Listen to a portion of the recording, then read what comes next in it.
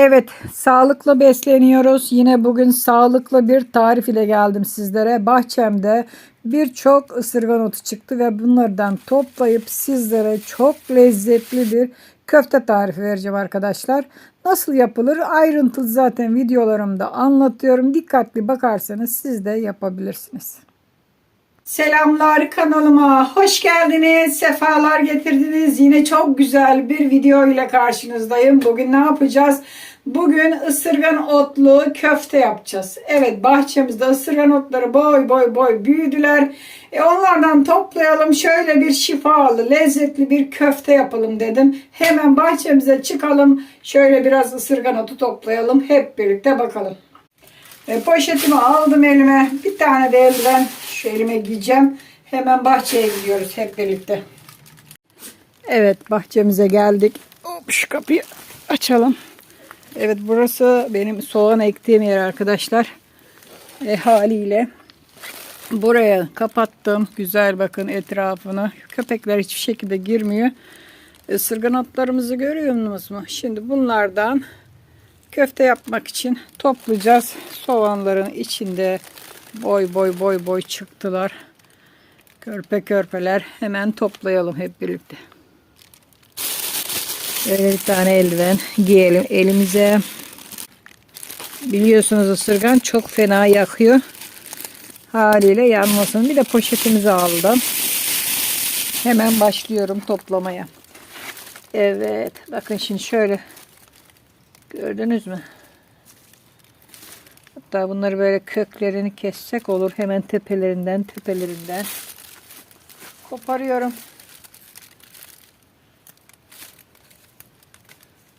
Daha sonra kazmak lazım buralarını. Çok körpeler aşırı derecede.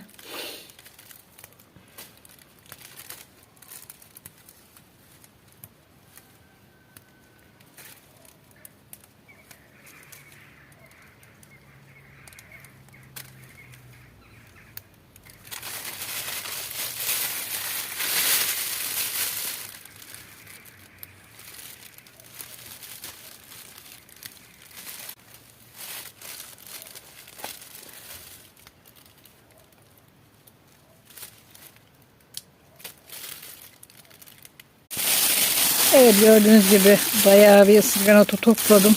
Şurada yeşil soğanlar var. Birkaç da onlardan çıkaralım. Şöyle gördüğünüz gibi yeşil soğanlardan da çıkaralım. Bu kadar yeterli. Şimdi gidelim. Evet, kapımızı da örttük. Şimdi gidelim. Şimdi diğer bahçemize gidiyoruz. Oradan da nane koparalım. Hemen açalım yine burası. Şöyle bahçemizden körpe nanelerden şöyle bunların içine çakmışlar. Şu naneler bakın. Bunlardan koparacağız. Çileklerin içine yürümüş naneler. Ve buradan taze koparıyoruz. Bunlar yeni yeşermişler. Havalar henüz çok aşırı soğuk olmadığı için naneler sürekli yapıyor arkadaşlar. Bende kurusu da var ama tazesini koparsam çok daha güzel olur. Bayağı bir topladık. Şurada da var. Bakın. Bayağı bir nane topladım. Yeter. Hemen gidelim. Burada soğanlarımız, ısırganotlarımız. Hemen gidiyoruz. Soğan, ısırganotu ve nanelerimizi bahçemizden topladık. Şimdi bunları temizleyelim. Şimdi dökelim bakalım. Topladıklarımızı, soğanları ayıralım. Bunlar burada dursun. Bakın ısırganotlarımızı gördünüz mü? Şöyle ısırganotlarımız burada. Tabi diğer elime de giydim bir eldiven. Çünkü bunlar ısıracak beni. Bol suda ısırganotlarımızı yıkayalım. Hemen yıkamaya geçiyoruz. Hemen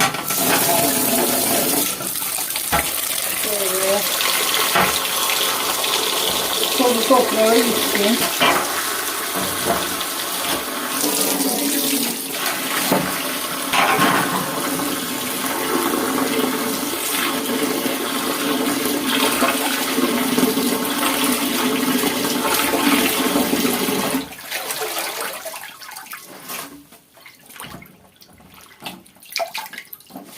Bu şekilde yıkıyoruz.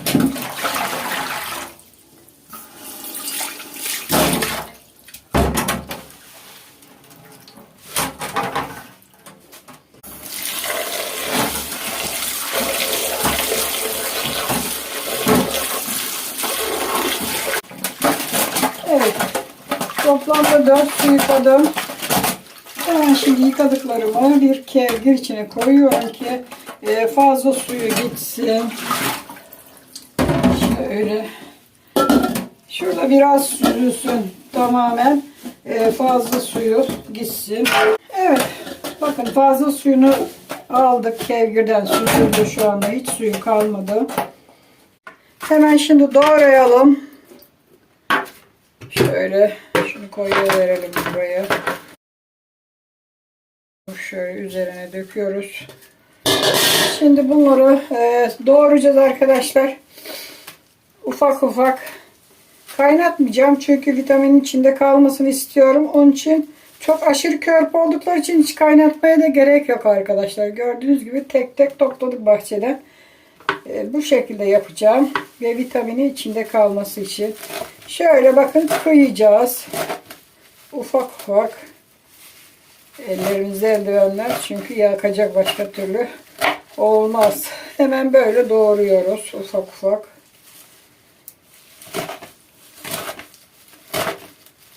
Çok sağlıklı bir köfte yapıyoruz. Hadi bakalım. Biliyorsunuz ısırgan otunun çok faydası var. Ben söylemeyeyim. Doktorlar söylüyor. Biz de bahçemizde bol bol yetişmiş. Ne yapalım? Yapıverelim biraz köfte.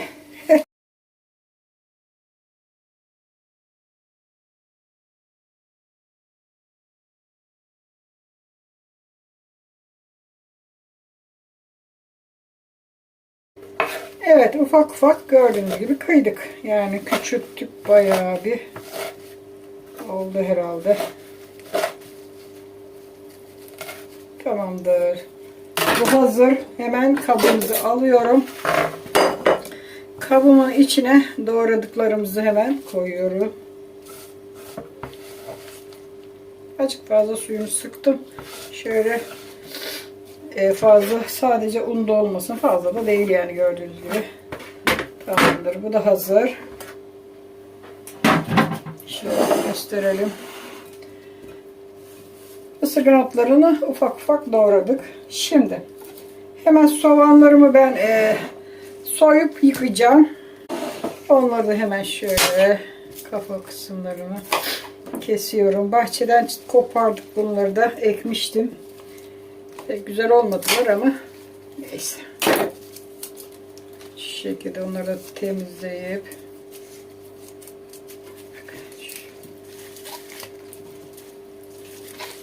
evet, buradan keselim fazla yerlerini. Tamamdır. Şöyle bunları da bol suda yıkayalım. Hemen soğanlarımızı da kesme tahtasında keselim. Yıkadım. Şöyle hizaya getirelim hepsini.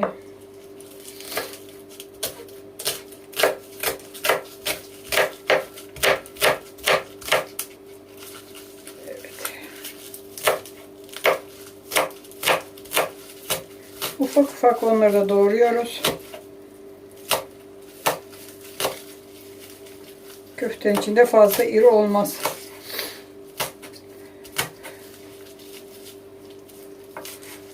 Yeşil kısımlarını da doğruyorum. Zaten kötü yerlerini ayırdım, attım.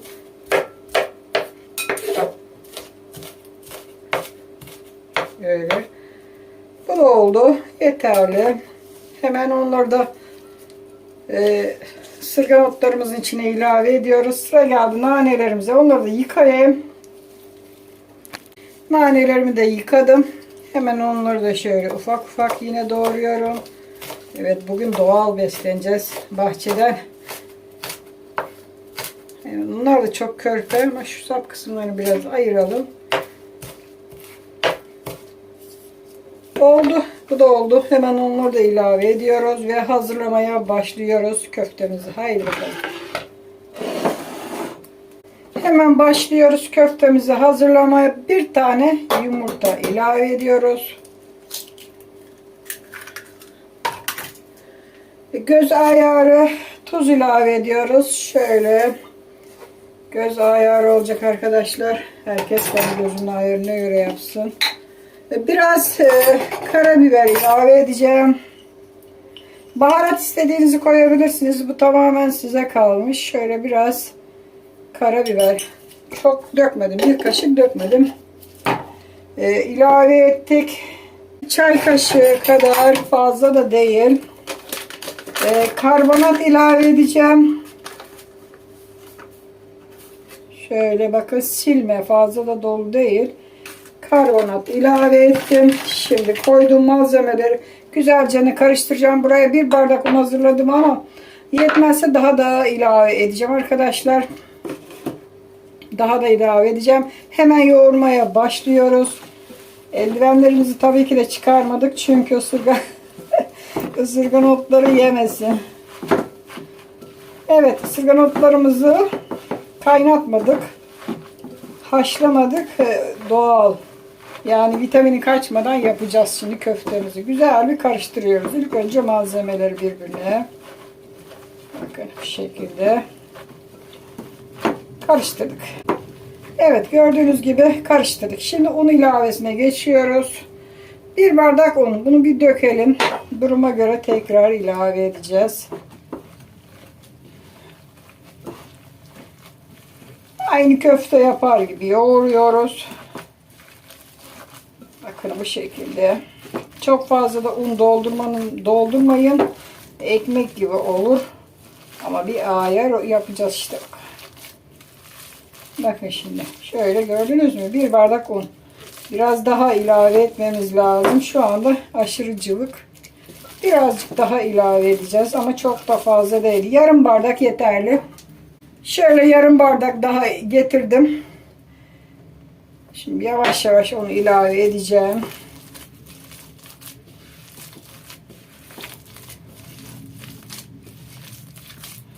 Dediğim gibi başka baharat ilave etmek isterseniz tabii ki de edebilirsiniz. İsteğe bağlıdır.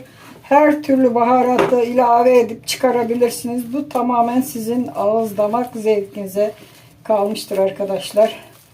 1,5 bardak un yeterli. Oldu.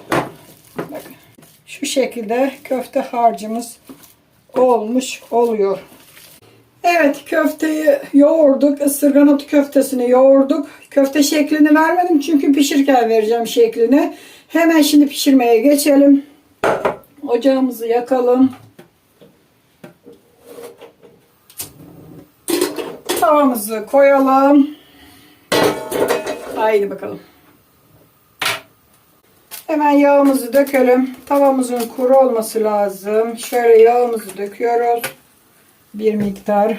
Ne kadar? Yarım çay bardağı, bir çay bardağına yakın yağ döktük. Şimdi hemen harcımızı yanımıza alıyoruz. Kaşığımızı şöyle bir yağlayalım. Bakın şöyle bir kaşık ayarladım. Koyuyoruz. Hemen şöyle şeklini veriyoruz. Bakın böyle inceltiyoruz. Köfte şeklini veriyoruz.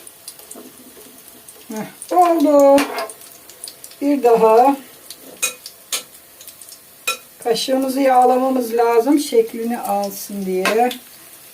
Çünkü yapışırsa şekil gider. Evet, yine aynı şekilde bakın böyle bastırarak hiç elimize uğraşmamıza gerek yok. Şöyle köfte şeklini veriyoruz. Oldu 2 tane. Ölçüsü de şöyle 1 kaşık arkadaşlar. Çok fazla da doldurmuyorum. Ona göre bakın işte yaparsanız eğer. Yine aynı şekilde bakın bastırarak şöyle şeklini veriyoruz. Köfte şekline. Hop, o da oldu. Öyle yaparsanız çok kolay köfteler elde etmiş olursunuz siz de. Bakın ayrıntılı bir şekilde gösteriyorum arkadaşlar. Biraz şekli bozuk oldu ama neyse, toparladık. 4 tane oldu. Devam edelim. Hemen alıyoruz. Hop, buraya koyuyoruz şimdi de.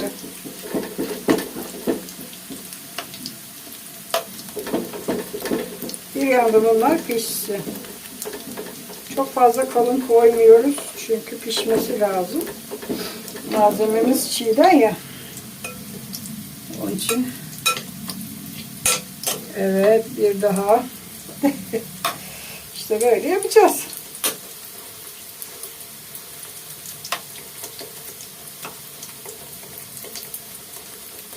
Evet, bir köftemiz daha oldu. Ben şöyle kenara.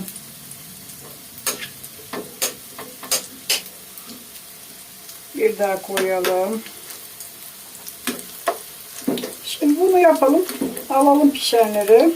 Diğerlerini tekrar yaparız. Şöyle. Tamamdır. Bu kadar şimdilik yeterli. Maşamızı alalım. Evet, maşamızı aldık. Şimdi kızaranları çevireceğiz. Ama hemen çevirmeyin ki dağılmasın. Bakın, un ölçüsü, kıvamı çok güzel oldu. Tam ayarında oldu. Şöyle bir çevirelim. Bakın bak. Oo, çok güzel. İşte böyle arkadaşlar. Ölçüyü vermek bu şekil olur. Yaptığım ısırgan otu köftelerim böyle olur. Tabii siz başka yerlerde nasıl yaparlar bilemem.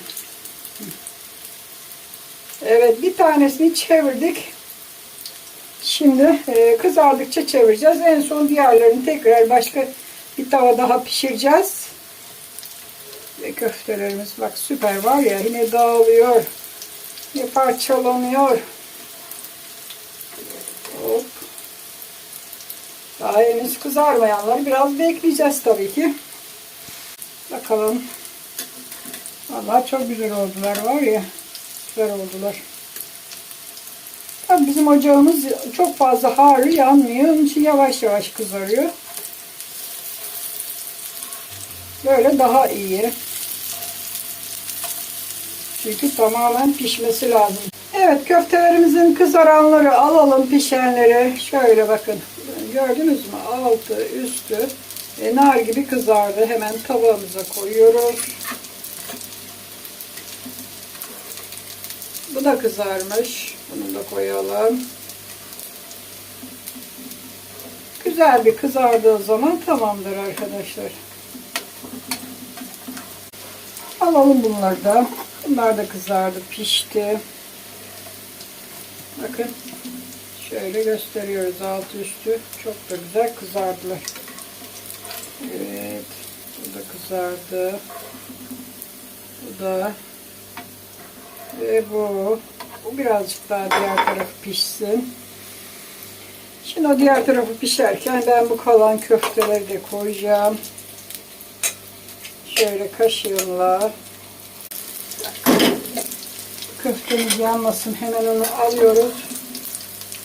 Evet. Şimdi devam edelim. Evet. Tamamdır. Hemen şimdi kızaranlara bakalım. Hop. Bakın nasıl güzel kızarmış. Diğerine bakalım. O da kızarmış. Şimdi bunları da kızartalım.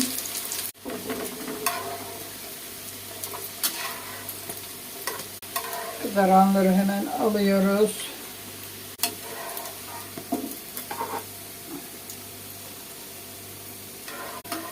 Bu da olmuş. Evet, köftelerimiz pişti. Sonuncuyu da pişirdim. Ocağımı kapattım. Evet, gördüğünüz gibi şöyle gösterelim yakın plandan köftelerimizin ne kadar güzel olduğunu. Sıcak ama arkadaşlar. Vallahi süper oldu var ya. Köftelerde köfte.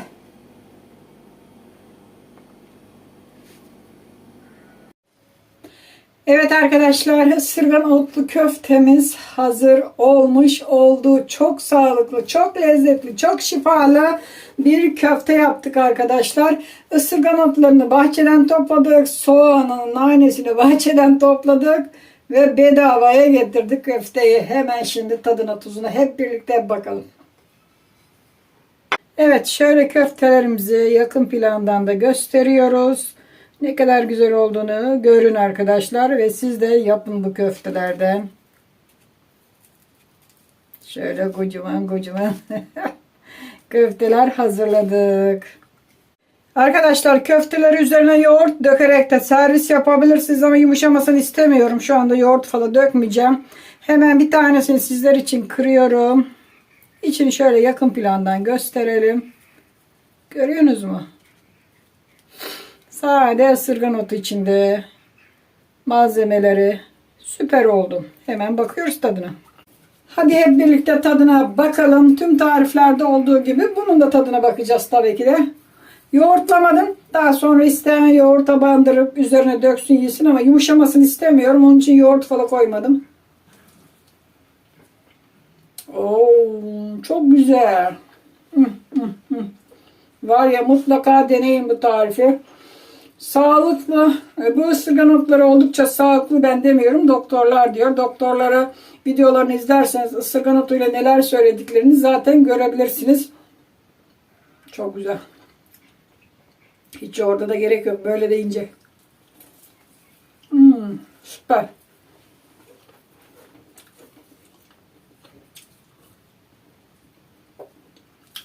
Çok güzel olmuş.